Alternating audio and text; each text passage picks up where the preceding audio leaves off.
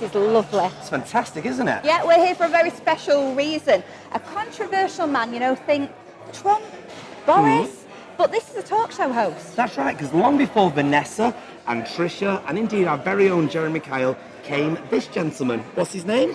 Jerry Springer. And he's got his own opera, and it's here at the Hope Mill Theatre. Oh, it's absolutely fantastic. I think we're in for a treat tonight, We aren't are. We've got exclusive access, so we're going behind the scenes, we're interviewing some of the cast, even got the writer here, and some red carpet gossip. Where? Only on Your Manchester. Jerry, Jerry, Jerry, Jerry, Yes, Jerry. we are, everybody, joined by Hope Mill's very own Mr. Jerry Springer, also known as our lovely Michael, everybody. How are you? I am feeling great, and we've had 5 fantastic previews, though I treat every show as a gala. And we're waiting for tonight. We're ready to rock. And what does it feel like being the main man, the guy that has his name shouted out? Well, I took a call the other day, and they're either trying to get me off quickly, I don't know. They were saying, Jerry, Jerry, Jerry. It's just lovely. It's a most incredible cast. I don't see this as theatre. It's more an event. Okay. It's a real event. Biting satire. It's Marmite. Some people are going to go, oh, that's not for me. But those who come really love it. And it's sprinkled with opera. Well, when you have an opera, you need, of course, music and lyrics. Therefore, you need somebody to write the music and lyrics. And we've got the person that wrote them very wonderful music and lyrics. It is the one and only Mitchell Rich. Thomas, how are you? Hi. Good. I'm good. How the heck do you go about putting something like this together? Well, it was a long time ago, but I remember having the idea and knowing it was a good idea and really wanting to do it no matter what. So I remember people going, I said, I'd done a little sort of cult show before called Tourette's Diva, and that had been a bit of a cult hit. And in London, there's a small little theatre, and they said, what do you want to do next? I said, Jerry Springer, the opera. And they go, you sure about that? I said, listen, I'm going to do it, whatever. I don't care if it's just me singing in the shower. I'm going to do that show. Now, and sometimes when you get an idea like that, You've got to run with it, yeah. It was a phenomenon. You get that word out and then put my teeth back in. But how do you kind of translate that into an opera or get the permission for that off like the main man? Well, I didn't ask permission because I kind of thought he's a really good bloke and he sort of stood on a platform of free speech. I thought there's no way Jerry's going to, sue us because that would be terrible, But anyway, it wasn't plain sailing. He was great, I have to say. Jerry Springer was complete, but it wasn't plain sailing. But but that's all. This is a long time now. But we got through it all and got the financing, the investment, and stuff like that with some very kind of brave investors because there were various threats from other entities, not Jerry at any point, which meant that who's going to invest in his show, which somebody might, sue you for? Yeah. Nobody. Anyway, but it all worked out. I mean, it was controversial in lots of ways because it opened in 2002, and back then I think there were people kind of outside and kind of saying, "Oh, it's wrong." Do you know what? It was only when we went on tour that we went on TV. When it was on TV, that's when all the kind of controversy started. And now you look back and kind of go, really, in this day and age, is it as shocking? So we did an off-Broadway version of it last year, and so it used to be the so-called blasphemy, which I disagree. I don't think it's blasphemous anyway. But anyway, that used to cause a controversy. But this time, the kind of shooting was the more kind of controversial aspect because there was, and so it's really interesting. And I remember thinking, oh well, it's. They were saying, oh, it's strangely prophetic in the New York Times. I'm going, well, it's my part-time job, Old Testament prophet. Yeah. I like it. I like the way you twisted it. Yeah, I do like it. And what would you say the genre of music is kind of that you've gone for when you put this together? It's basically, it's music theatre which flips occasionally into opera. And when I was writing it, I was very clear about that. So that character's going to be more operatic, but like the big chorus, they're always, and the pole dancer, she's music theatre. So it's very clear where it was going. How do you go about producing something like this? Oh God, it's very difficult. You have to get an amazing team behind you. And I honestly would never ever have done this show if it wasn't for James Baker directing this show, because you need somebody with guts to do a show like this. When you think about it, it's not been done for 15 years in the UK, and there's a reason why. And you've just seen it. So it really does take a team with guts to do it. And do you think it's because it's so unpolitically correct that it works?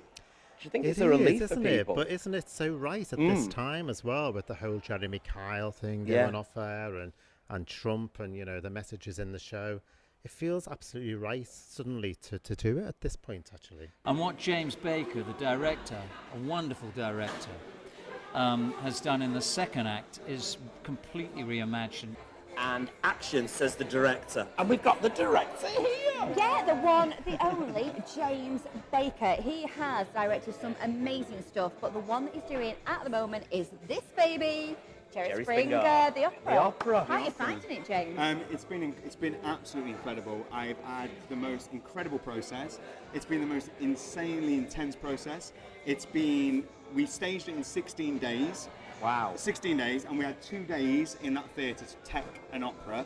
It's been the hardest challenge of my life, but the cast and creative team have been incredible.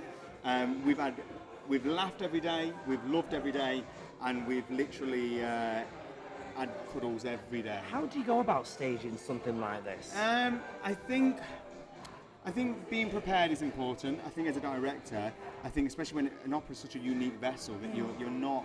It knows what it wants to be, but at the same time you want to have a creative conversation with it. So artistically you're going to yourself, what is it I want to say with the work? Yeah. So preparation is key, and I think anything that for me, making theatre is an art. So I think it's about knowing what you want to paint, but not being so contrived and restrictive to the cast, and allowing them to also paint within that world. Yeah. So we still was really, really organic in our process. We still played, we found loads, we discovered, we collaborated. So it was just about it's trusting your team and building the right team. And then you get Jerry Springer the Opera.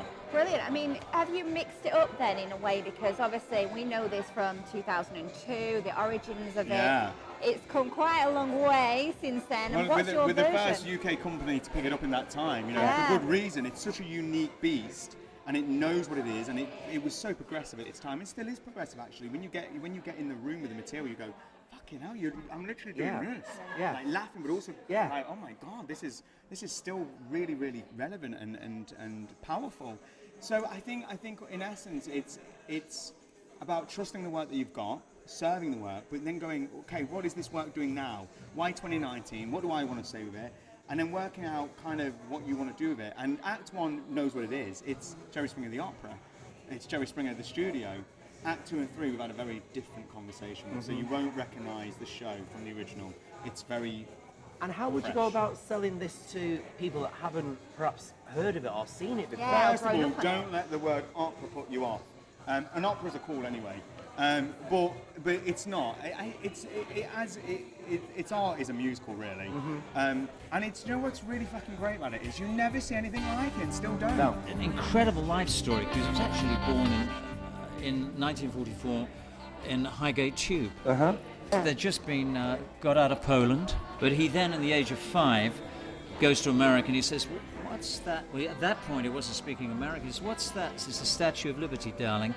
And he went to live in Queens, and from there he then eventually became a lawyer. He got involved with Robert Kennedy. He then ran for governor, and he was mayor of Cincinnati for three terms. He tried to run for the Senate, but he kind of didn't want to. And then he was a news reader. It's a plotted history of Jerry I Springer. like this, And though. he was a news reader, and he won Emmys for it. But he used to finish by "My final thought," and this is where it started. Then one of the producers said, they took him out for a meal, and they said, "We want you to do your own show." He says, "What do I do?" He says, "Just be you." So we started a show, and I think one of the very first shows they had the Ku Klux Klan on, and there was a riot. And he thought, this is never going to work. But after a couple of seasons, it started to pick up, and they decided to hit a younger audience, the college campus. Amazing, isn't it? And Universal Studios picked up on him, and from them, they had to have sensational stories. But he's a very liberal-minded person. Every week he goes out and actually walks the talk. Yeah, and it's got that massive song in it, "I Just Want to Fucking Dance," which never seems to nobody's getting tired of that. It's a bit weird. Do you know what? The funny thing is, it's the great gay anthem. I'm very proud of it. And it goes round the world, and I make no royalties on that because of I Just Want to Fucking Dance. So it gets no radio play whatsoever. Yeah. But you go to any kind of gay pride event, I mean, it was in the Sydney Pride years, going in front of like 15,000 queens, going Yeah. crazy. So, you know, it's a strange song that just kind of, I know, it's funny, isn't it? And it was done on the back of an envelope. And I got a drag queen to then just read out. There was no music to it, and I just got this drag queen to read out the lyrics, and I went, oh, and it was really sad. She did it beautifully. People Yeah. think no more. I just went, so, and I went, that's the ballad. How fantastic was that? I am shocked, I am entertained, I'm absolutely thrilled, and I want boots like was in that show. Did you like the adult themes? I like the adult theme. I like the strobe lighting. I like this little bit of nudity too. Little bit. It's got everything It has. for a discerning audience member to fully enjoy, and it's here for a good while as well, isn't it? It's here till the 31st of August at Hope Mill Theatre. And it's bloody fabulous, and you can beat that all you want. Yes, indeed. Well, anyway, thanks very much for watching this week's episode. Don't forget, next week we are getting very, very deep with the topic of Manchester Pride. We've got loads and loads of guests, and it's all coming your way on your favourite YouTube channel here in Manchester. Your Manchester.